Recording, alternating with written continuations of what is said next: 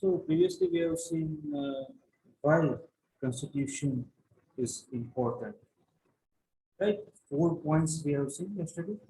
First, it generates a degree of trust and coordination that is necessary for different kind of people to live together. Second, we have seen it specify how the government will be constituted and who will have power to take which decisions. So such things basically constitution tells us. It's not about the government decides what to make decision in which sector. No, all systems already given in our constitution for India as well as for other countries. Third one, it lays down limits on the powers of government and tells us what the rights of citizens are. uh, Sometimes, like we have seen before, non-democratic government enjoy limitless power. Mainly in democratic country, constitution put limits on powers of the government, as well as it tells us rights of the citizens, as like the democratic rights, people are fundamental rights. And the last one, the fourth one, it expresses the aspirations of the people about creating a good society. Because we people want to create a good society where people can live with peace and harmony. So such kind of aspirations expressed by the constitution. So about this we have seen yesterday, and today I am going to discuss about making of the Indian Constitution. India's Constitution was drawn up under very difficult circumstances. There were many challenges before our Constitution makers. The making of the Constitution for a huge and diverse country like India was not an easy affair. At that time, people of India were emerging from the status of subject to the citizen. That means India recently got independence from British rule, right? As well as during British era, Indian people were very subject for British Empire, and then became citizen. One more challenge before them: the country was born through a partition, a very traumatic and tragic experience for India. Yes, we got independence, but we had to pay that partition. India was divided into two, India and Pakistan. And that also on the basis of religious differences. The partition to mutual understanding somehow was okay.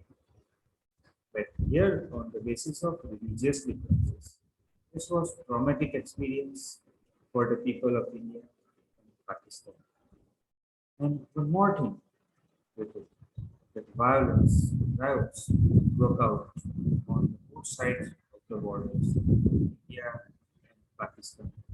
More than 10 lakh people were killed on both sides, and that is an official figure. Reality, I think, far worse than this.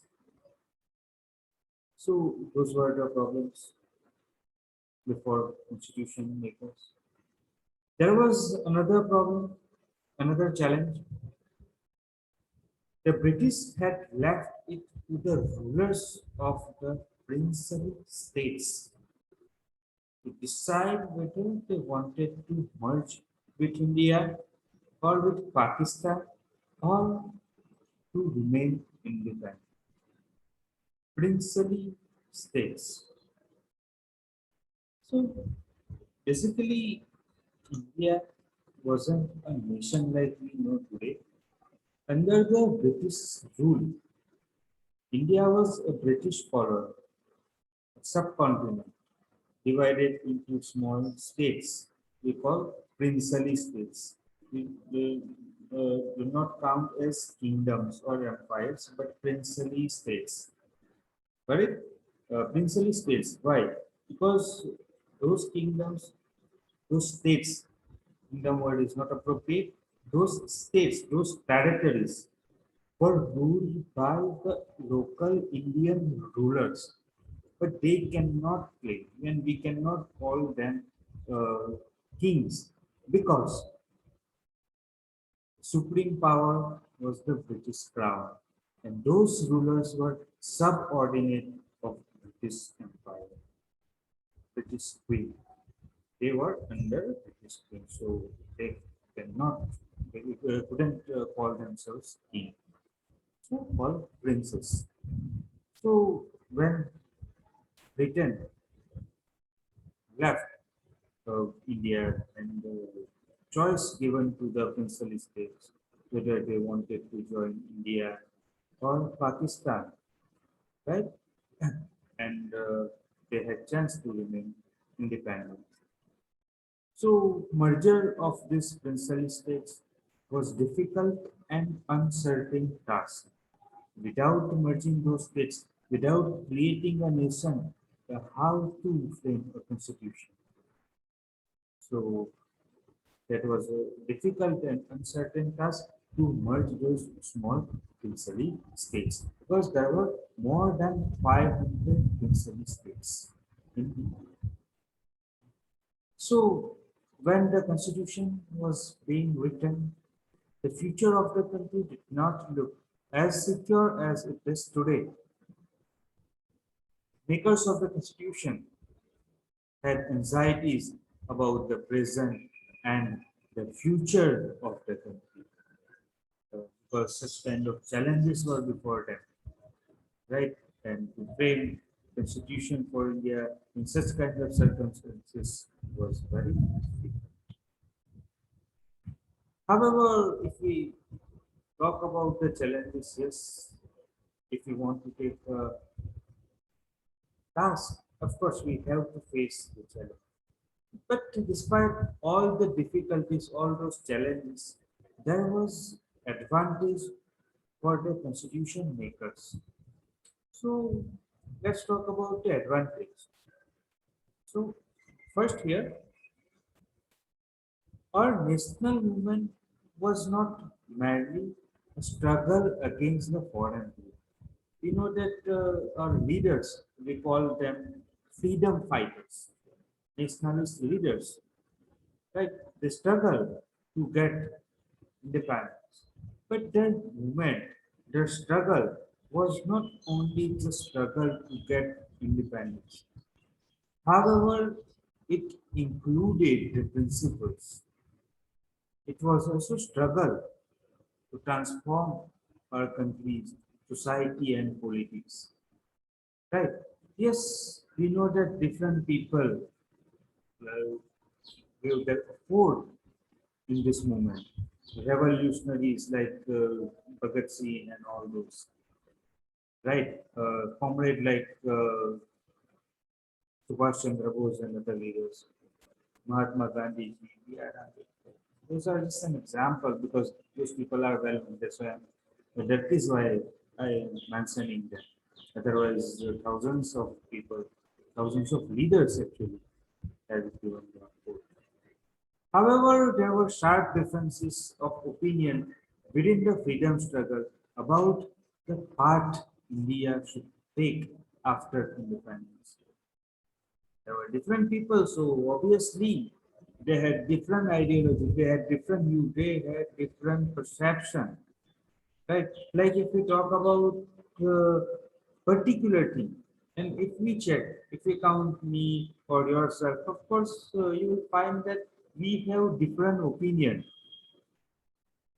So those kind of differences are exist even today.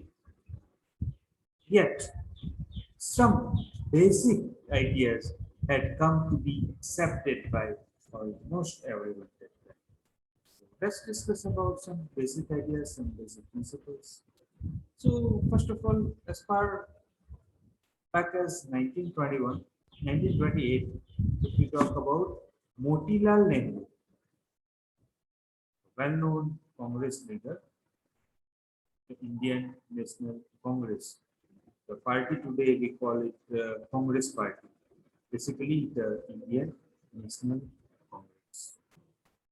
So, Motilal Nehru and eight other Congress leaders drafted a constitution for India, right, in 1928, before independence.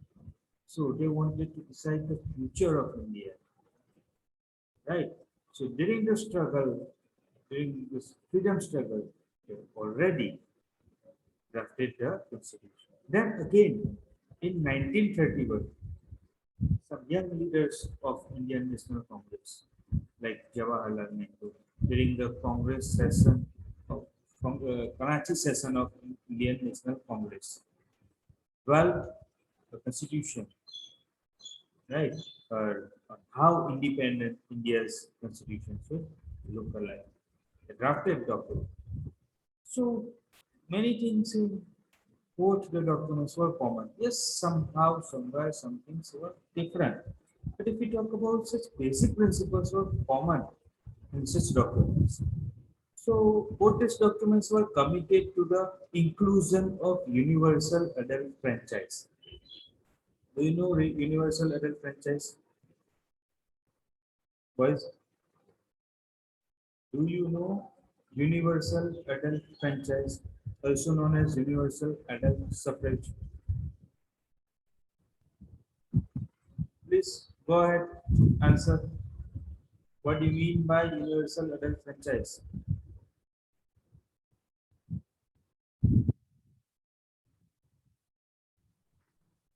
None of you know about it. Are you present here? Are you present in the classroom?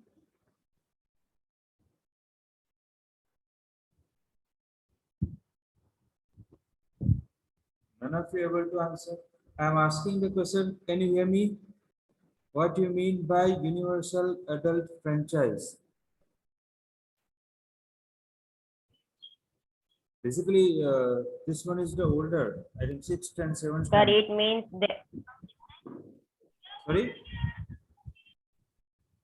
sir, that every person has a right to vote. Yes, and better to say that all the citizens, it's about 18 of the country. Right, a right to vote, that what we call universal adult franchise or universal adult suffrage. So, in both the document, this principle already included, as well as right to freedom, right to equality, and protecting the rights of minority. Such kind of principles adopted in both the document. So that means they had common views upon such kind of principles.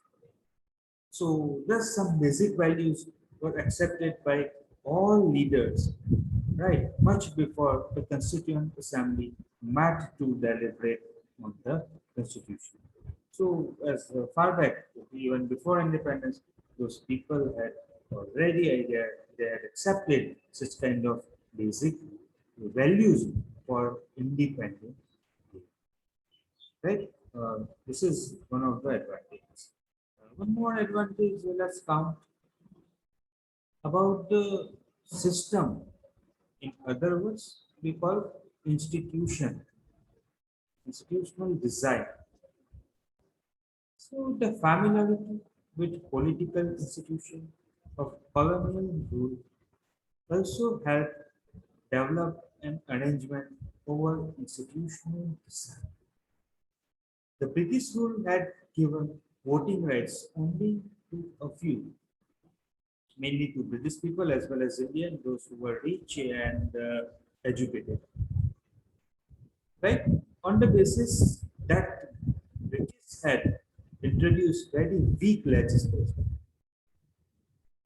Elections were held in 1937, provincial legislatures and ministers all over India. These were not fully democratic elections, not fully democratic governments. But the experience gained by Indian in the working of the legislative institution proved to be very useful for the country in setting up its own institutions and working in them.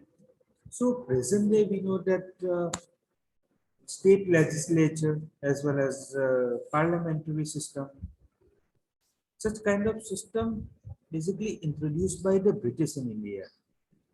Not only those, but administrative system we know, collector and all those stages, government officials. That system was also introduced by British. IPS, IAS, Indian Police Service, Indian Administrative Service. Those systems were introduced by British in India. So police system, ranking system that we follow, even we follow the system of military, all the system basically introduced by British in India. Yes, the constitution makers had made some changes wherever required. So Indian constitution adopted many institutional details and procedures from constitutional laws like the Government of India Act 1935. Right? Not only those, but many ideas were adopted from different countries. Years of thinking and deliberation on the framework of the constitution had another benefit. Our leaders gain confidence to learn from other countries. Constitution makers adopted the ideas, they inspired basically, not just copied the ideas or provisions of the constitution, but basically inspired from different ideas and constitutions. So, the practice of parliamentary democracy adopted from Britain, ideas of French Revolution that also adopted, as well as if we talk about the fundamental rights, the Bill of Rights in the USA, the Socialist Revolution in Russia had inspired many Indians to think of shaping system based on social and economic equalities. Yet they were not simply imitating what others had done. It's not just like copying. Each step they were questioning whether this thing should it. All these factors contributed to making of our constitution. In next session, we shall discuss about the Constituent Assembly. Who were they? Those who framed our constitution and how did they do it? We shall discuss in the next session.